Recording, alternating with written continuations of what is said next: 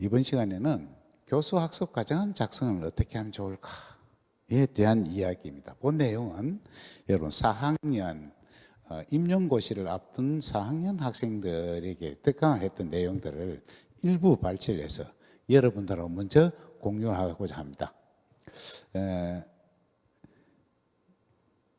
이 얘기를 먼저 하는 것은 여러분 과학 실험을 하는데 특히 초등학교 과학실에서 학생들하고 과학 실험을 하는데 많은 사람들이 과학 수업은 과학 실험을 잘 하면 성공으로 이끌면 수업을 잘 한 것으로 착각하는 그런 경향들이 있어요. 그렇지 않다는 것을 다시 한번 강조하고 싶어서 이것부터 시작합니다. 앞으로 과학 실험을 하는데 과학 실험을 할 때에도 이 실험은 왜 하며 어떤 절차를 거쳐서 해야 되며 그 결론은 어떻게 활용되어야 되는가를 항상 생각하면서 수업을 했으면 좋겠어요.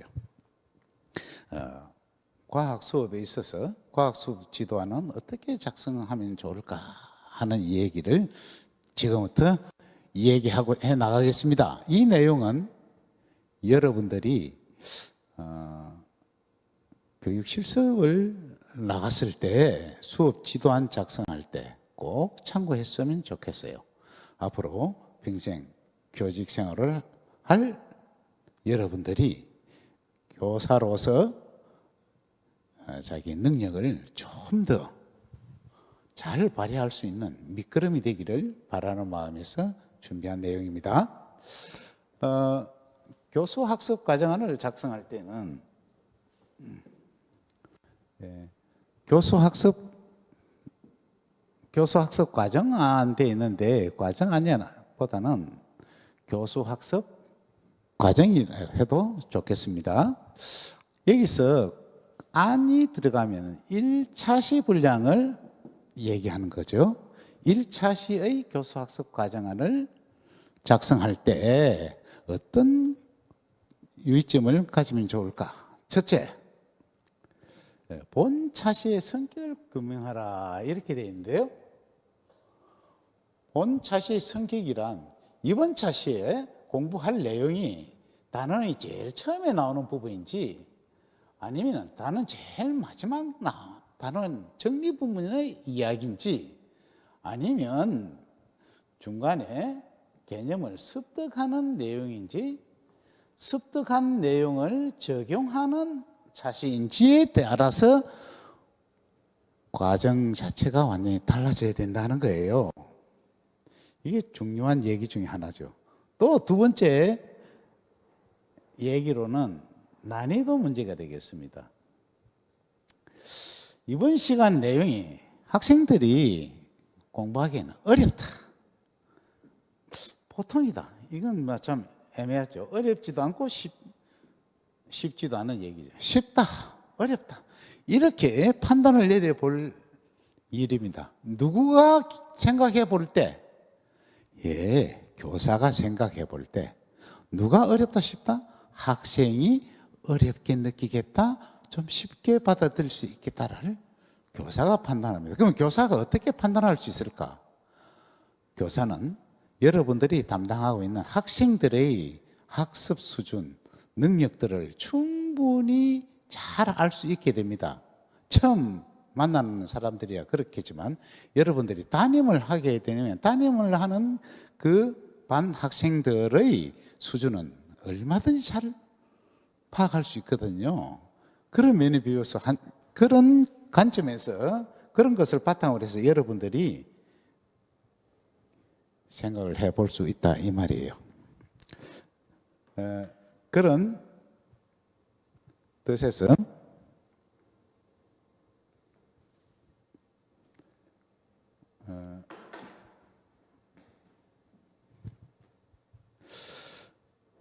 그럼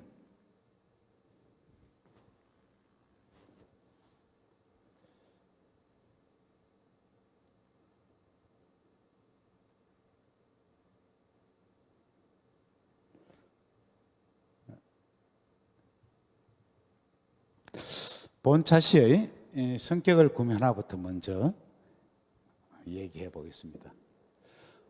본차시가 단원 도입 부분인지 개념을 습득하는 부분인지 적용하는 부분인지 단원 정리하는 부분인지, 이 단원 정리하고 도입은 조금 앞뒤 문제고요.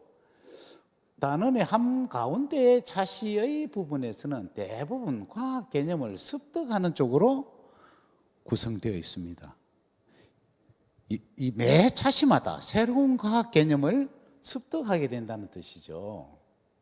이 습득된 과학 개념을 적용하는 그런 부분은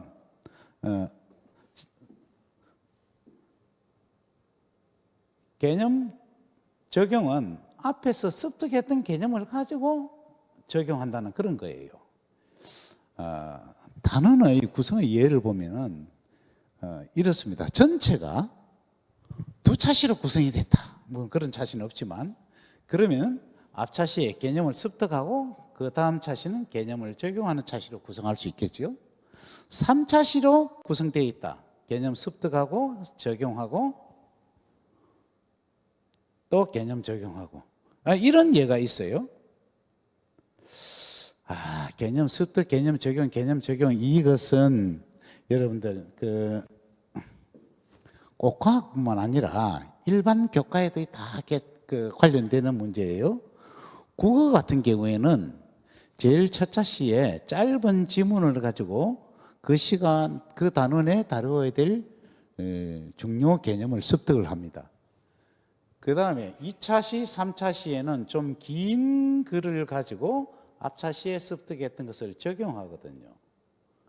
여러분, 여기에 있는 이 얘기들은 꼭 과학과뿐만 아니라 다른 전 교과에도 다 해당이 되는 거예요. 수학과도 마찬가지거든요. 수학과도 개념을 적용하는 차시가 있고 새로운 개념을 습득하는 차시, 뒤쪽에 가면 앞에 습득했던 개념을 가지고 뒤에 적용하는 차시, 이렇게 나와요. 개념을 습득하는 차시인지 적용하는 차시인지는 과학과뿐만 아니라 전 교과에 다 해당되는 내용들이다, 그런 뜻이에요. 과학과는 대체로 여러 차시로 한 단원이 구성되어 있기 때문에 뒤쪽 부분에 개념 적용하는 차시가 한 2차시 또는 3차시 정도 나옵니다. 물론 개념 정리 학습까지 합해서요. 개념 정리하는 정리 학습까지 합해서 한 2차시 내지 3차시 정도 한 단원이 구성돼요. 전체가 한 17차시 정도라면 이렇게 되어 있고요. 가운데 부분은 대체로 개념 습득을 주로 다루고 있습니다. 개념 습득하는 차시를 주로 다루고 있어요. 과학과는 그렇습니다. 대부분 새로운 개념들을 습득하고 마지막 부분 가지고 그 개념을 적용하는 그런 행태로 한 단원이 구성되어 있어요. 그러니까 내가 수업하려고 하는 학습 내용에서 내가 수업하려고 하는 이 차시는 어떤 개념을 다루는 차시인지 좀 알아주면 그 차시의 지도안을 작성하는 데 크게 도움이 되겠어요. 즉 뭐냐면은 개념을 습득하는 차시의 수업 방법하고 개념을 적용하는 차시의 개념 수업 방법이 달라져야 된다는 걸 의미하죠. 그 다음 두 번째는 본차시 난이도에 대한 이야기, 어렵다, 보통이다, 쉽다, 이런 것들을 한번 알아보면 좋겠어요. 이 모형은 김찬종 교수가 1996년도에 처음 이렇게 제안한 내용인데요. 좀 흐리나요? 여러분 PPT가 잘 보이는지 모르겠습니다.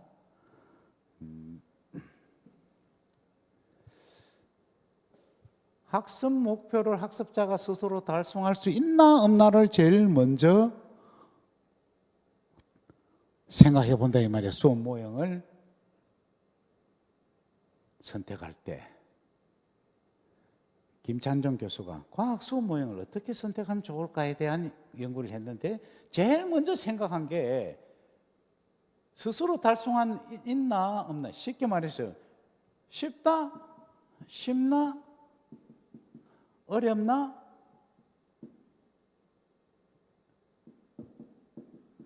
쉽다, 어렵다 이야기를 먼저 알아보라는 얘기예요. 그렇게 해서 쉬우면 학습 활동의 특성에 따라서 경험학습 모형이나 발견학습 모형이나 탐구학습 모형을 선택하자. 어려우면 5개념을 다루는 학습 같으면 개념 변화 학습 모형을, 아니면 교사가 도입을 해야 되는 문제 같으면 순환 학습 모형을 다루자. 이런 이야기를 김찬종 교수가 제안했어요. 지금 여러분들이 볼 수 있는 교사형 지도서에 나와 있는 내용들입니다.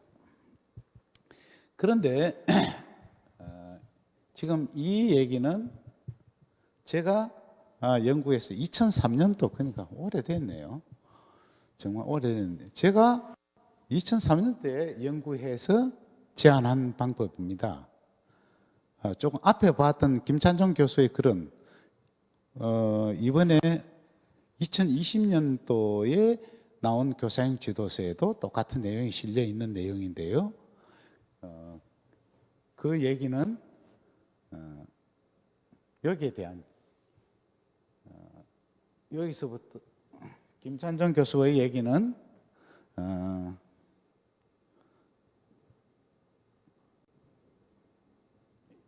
여기에 대한 얘기는 김찬종 교수의 얘기예요. 거기에 제가 요 위에 있는 내용을 더 넣었는데요. 학습 유형에서 개념을 습득하는 차시인지 개념을 적용하는 차시인지를 나눠서 생각해 봐야 된다 이 말이에요. 왜냐하면 개념을 적용하는 차시는 연역적 접근을 들어가야 되기 때문에 완전히 달라지는 거예요. 쉽게 말해서 개념을 습득한 차시, 앞차시에서 개념을 습득한 개념을 가지고 개념을 적용한다면 학습 초기에 도입 단계에서 이번 시간에 어떤 개념을 쓸 것인지, 이번 시간에 쓸 개념을 갖고 와서 학생들하고 충분히 토론하고 난 뒤에 그 개념을 어떻게 적용해서 학습 활동을 할 것인지, 만들기, 놀이, STX, 실생활 수업 모형, 가설 검정 학습 모형, 이런 것들이 이루어져야 된다는 거예요. 제가 여기에 가설 설정을 필요한 것을 여기 개념 적용 단계에 갖고 온 것은, 개념이 가설을 설정하는데 개념이 잡히지 않는 사회에서 과학적인 개념을 갖고 있지 않는 학생이 가설을 세운다는 게 있을 수가 없거든요. 가설은 과학적인 개념을 바탕으로 해서 세워야 돼요. 그래서 그건 개념 적용하는 차시에 탐구학습 모형이 더 어울린다라는 연구를 제가 제안한 거죠. 그 다음에 개념을 습득하는 쪽에서 보면, 개념 습득하는 게 김찬종 교수하고 거의 같은 생각입니다만, 아주 쉽다라고 생각되면 기납적 접근을 통해서 경험학습 모형이나 발견학습 모형을 선택할 수 있겠고요. 연역적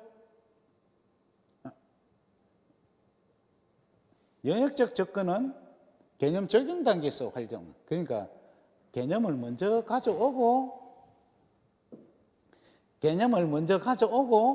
이 가져온 개념을 가지고 수업을 풀어나가는 것은 연역적 접근법이고요. 여러 가지 활동들을 하고 난 뒤에 마지막 부분, 중간 또는 마지막 부분에 개념을 끌고 오는 것은 우리는 기납적 접근법이라고 얘기할 수 있겠어요.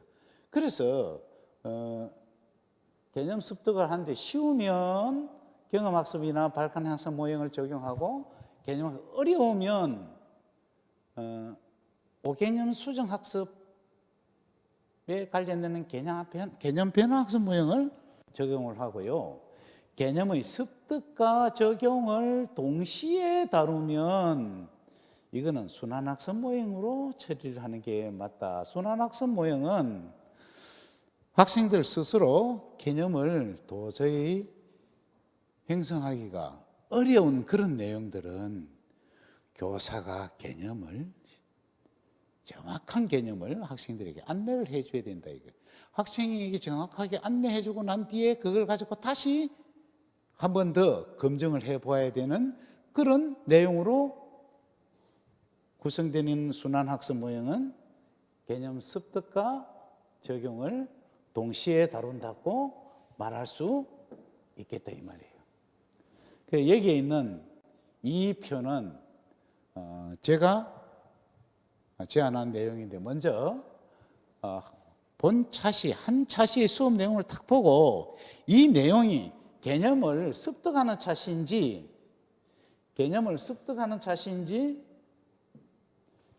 적용하는 차시인지를 크게 나눌 수 있겠다 이 말이에요.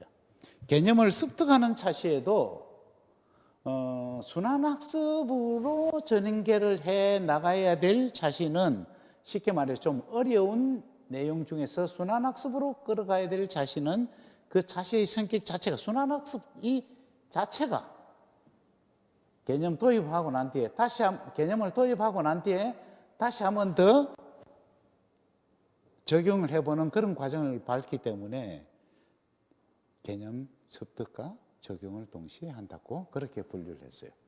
이건 저 혼자 생각한 거라서 좀 억지스러운 부분이 있을지 모르겠지만, 여러분들이 교재를 분석하고 교과서의 내용을 가지고 새로운 수업 교수학습 지도안을 작성할 때 굉장히 쉽게 접근할 수 있는 방법을 제가 제안을 합니다. 여기에 있는 이 학습 유형은 다음에 제가 대면 학습할 때 한 번 더 여러분들하고 같이 얘기를 해 보도록 하겠습니다. 여기에 있는 이 내용은 교수학습 과정안을 작성할 때 참고해야 될 내용인데요. 여러분들이 임용고시를 치를 때 참고할 만한 내용입니다. 학습 단계를 제가 도입, 전개, 정리의 3단계를 제안하고 있습니다. 이 무슨 얘기냐면은, 내가 적용하는 수업 모형이 본 차시의 특성에 정확하게 맞는 수업 모형을 찾아냈다면 그 수업 모형을 적용하는 것이 좋습니다. 그런데 애매하다 할 때는 도입, 전개, 정리로 가십시오. 왜냐하면 잘못된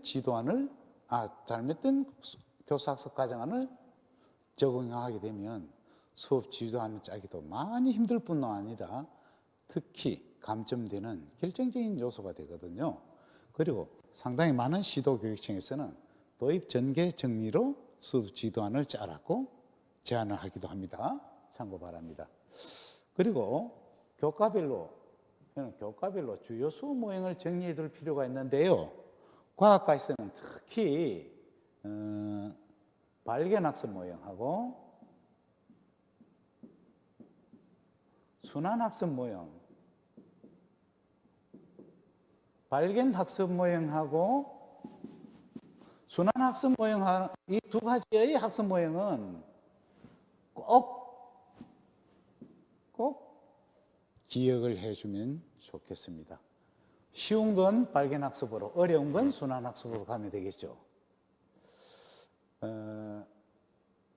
요즘에 지도안 작성할 때 여러분 교생 실습을 나가게 되면 교사 활동하고 학생 활동하고 나누어서, 이렇게 칸을 나누어서 지도안을 짜라고 하는데, 꼭 그렇게 하지 않아도 좋겠어요. 그냥 통으로 위에 학습 활동 적고 교사의 발문과 학생의 활동 내용을 정리해 나가는 방법도 생각해 볼 수 있겠죠.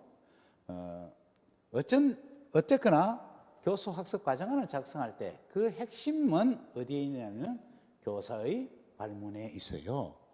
교사 발문을 몇 개로 설정하면 좋을까?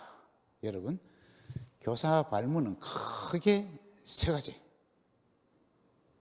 도입 단계 학습 문제 찾을 때 하나, 그 다음에 학습 활동, 주요 학습 활동 문제 하나, 학습 정리할 때 하나. 그런데 주요 학습 활동 문제를 발문 하나로 끝내려니까 좀 힘들잖아요. 그래서 주요 학습 활동에는 발문을 3개로 한번 잡아봅시다. 학습 방법 탐색 하나, 그 다음에 학습 활동, 본 학습 활동의 핵심 키워드, 핵심 발문 하나, 그 다음 본 학습의 발전 학습에 관련되는 학습 발문 하나, 이렇게 3개 하고 마지막에 정리. 그러면 발문 5개가 되겠죠. 이 발문 5개는 여러분 수업 모임 보통 도입 전개 정리는 3단계잖아요. 발문 3개. 그럼 대부분 다 수업 모임이 대부분 상당히 많은 수업 모임이 5단계로 구성이 되어 있어요. 도입 단계하고 정리 단계 빼고 가운데 전개 단계를 전개 단계 학습 도입 단계 하나, 학습 과정 찾는 거 하나, 그 다음 본학습 하나, 그 본학습에 대한 발전 학습 단계 하나. 이렇게 해서 세수로 분화해서 모두 5개의 단계로 만들잖아요. 그래서 도입, 전개, 정리의 3단계 또는 5단계 수업 모임이 만들어지는 거예요.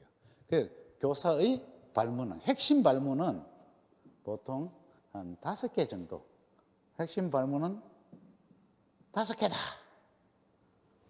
가장 중심적인 핵심 발문 5개를 중심으로 지도안을 짜 나가면 지도안이 아주 깔끔하고 멋진, 그리고 학생도 명쾌한 그런 활동이 일어날 수 있겠죠. 그 교사 발문을 위한 학생은 여러 가지 활동들을 할 수 있는데, 이러한 학생들은 결국은 교사의 발문을 해결하기 위한 학생의 활동이 되어야 되겠다, 이 말이에요. 과학 수업에서 특히 우리가 다루고 있는 화학 실험들이 전부 다 학생 활동들로 이루어지는데, 학생 활동을 하는 그런 실험들은 결국은 교사의 발문에 답을 내기 위한 하나의 수단으로서 과학 실험이 이루어져야 되겠다 하는 겁니다.